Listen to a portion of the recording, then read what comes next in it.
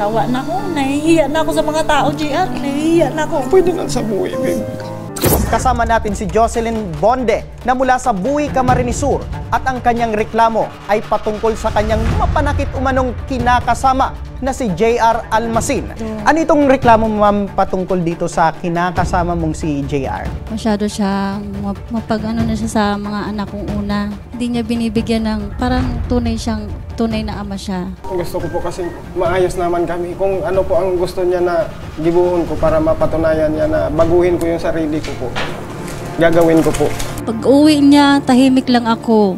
Nakahiga ako. Tapos sabi niya sa akin, siya nga yung dabog ng dabog eh. Pag hindi na sa kusina kumakain siya, ang Kasi ako pala niya binibigyan, babe. padabog Hindi ng mo ako padabog. binibigyan ng pagkain. Pinapabayaan mo na lang ako. Hindi sir, kasalanan niya naman yan sir. Kasi paulit-ulit na. Tama na, dami na tayo nasasaktan. Hindi na nga nangyari yun. Hindi ko naman sila sinaktan, baby. Hindi ko naman yun. Naisip ko na nga yan. Anong ginawa mo sa akin nun? May sakit pa ako, may trangkaso ako. Anong ginawa mo? Ayun na nga, pasensya na nga, baby. Inaamin natin na nagkamali po tayo sa ginawa natin at handa kang humingi ng tawad kay Ma'am Jocelyn sa ginawa mo. At kay Ma'am Jocelyn siguro naman ay bigyan natin ng pagkakataon si Sir na maging ama sa inyong anak.